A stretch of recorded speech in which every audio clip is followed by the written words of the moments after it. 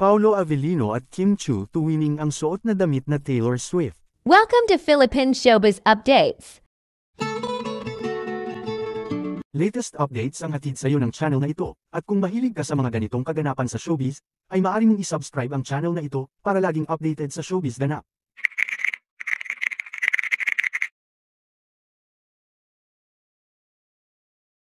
Sa latest vlog ni Kim Chiu, ibinahagi niya ang experiences niya sa Singapore. Excited si Kim na nagpunta sa concert ng kanyang idol na si Taylor Swift at talagang pinaghandaan niya ang susuotin, at pati nga si Paolo ay natanong niya kung okay na ba ang suot niya.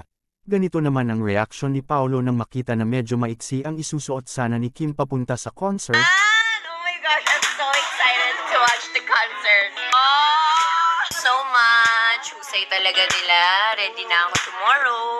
Ay, ito may special ba? Hello.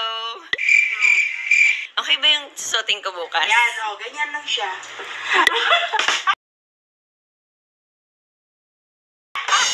So, sobrang saya natin to siya. Ibinahagi rin ng aktres na mag-isa lang siyang nag-travel sa Singapore pero masaya ang kanyang naging experience at enjoy lang ang oras ng mag-isa. Para sa kanya, dream come true ang makita niya ulit ang kanyang idol na si Taylor Swift, kaya ayaw niyang palampasin ang oras kahit pa busy ang kanyang schedule.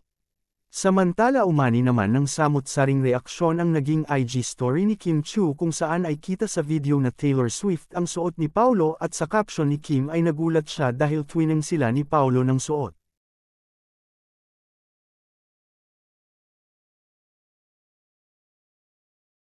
Fan. Hello. Bakit mo ginagaya ng t-shirt?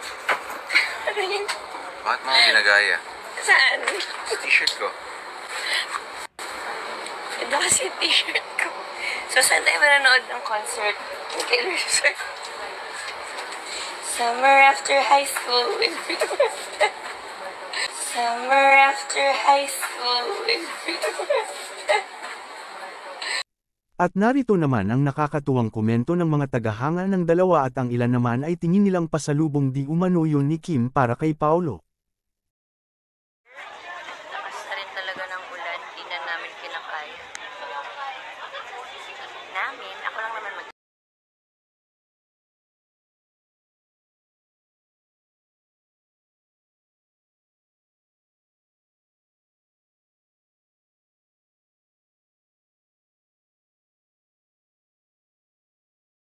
Samantala, kahapon trending din si Kim sa It's Showtime.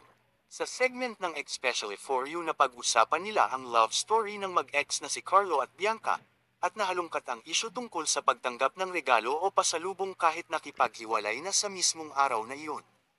Dito naman humirit si Vice na bakit tatanggapin ang regalo kung nakipaghiwalay mismo sa araw na iyon. Dito nga ay nasundan pa ng mga linyang bebrekan mo tapos kukuhanan mo ng pasalubong, parang yung iba. Bago break-in, sabay tingin kay Kim Chiu, agad naman lumaki ang mata ni Kim Chiu na tila pinipigilan niya si Vice na magsalita, at dito nga ay sinabi na lang ng komedyante na wala akong sinabi, sabay ngiti kay Kim.